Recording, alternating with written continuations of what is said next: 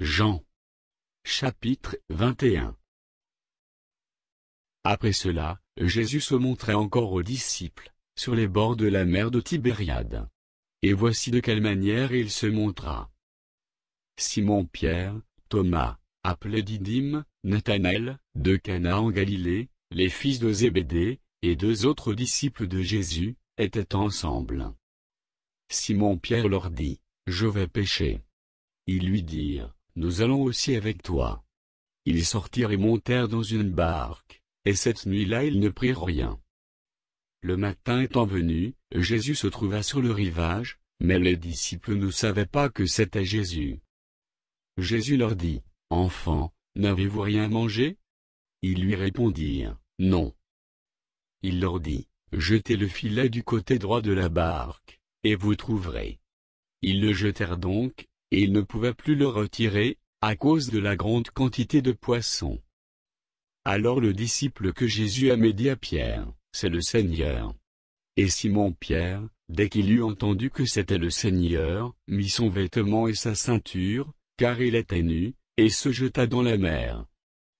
Les autres disciples vinrent avec la barque, tirant le filet plein de poissons, car ils n'étaient éloignés de terre, que d'environ 200 coudées. Lorsqu'ils furent descendus à terre, ils virent là des charbons allumés, du poisson dessus, et du pain. Jésus leur dit, « Apportez des poissons, que vous venez de prendre. » Simon-Pierre monta dans la barque, et tira à terre le filet plein de 153 grands poissons, et quoiqu'il y en eût tant, le filet ne se rompit point. Jésus leur dit, « Venez, mangez. » Et aucun des disciples n'osa lui demander, « Qui es-tu ?» sachant que c'était le Seigneur. Jésus s'approcha, prit le pain, et leur en donna, il fit de même du poisson. C'était déjà la 3e fois, que Jésus se montrait à ses disciples depuis qu'il était ressuscité des morts.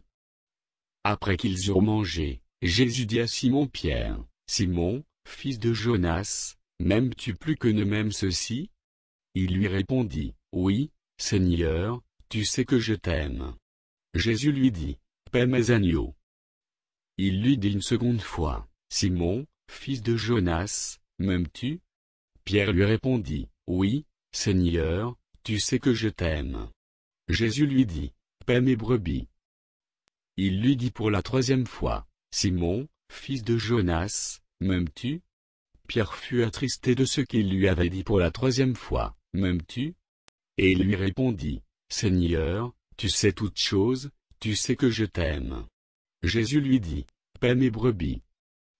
En vérité, je te le dis, quand tu étais plus jeune, tu te saignais toi-même, et tu es là où tu voulais, mais quand tu seras vieux, tu étendras tes mains, et un autre te ceindra, et te mènera où tu ne voudras pas. » Il dit cela pour indiquer par quelle mort Pierre glorifierait Dieu. Et ayant ainsi parlé, il lui dit, « Suis-moi. » Pierre, s'étant retourné, vit venir après eux le disciple que Jésus aimait, celui qui, pendant le souper, s'était penché sur la poitrine de Jésus, et avait dit, « Seigneur, qui est celui qui te livre » En le voyant, Pierre dit à Jésus, « Et celui-ci, Seigneur, que lui arrivera-t-il » Jésus lui dit, « Si je veux qu'il demeure jusqu'à ce que je vienne, que t'importe ? Toi, suis-moi. » Là-dessus, le bruit courut parmi les frères, que ce disciple ne mourra point. Cependant Jésus n'avait pas dit à Pierre qu'il ne mourra point, mais, « Si je veux qu'il demeure jusqu'à ce que je vienne, que t'importe ?»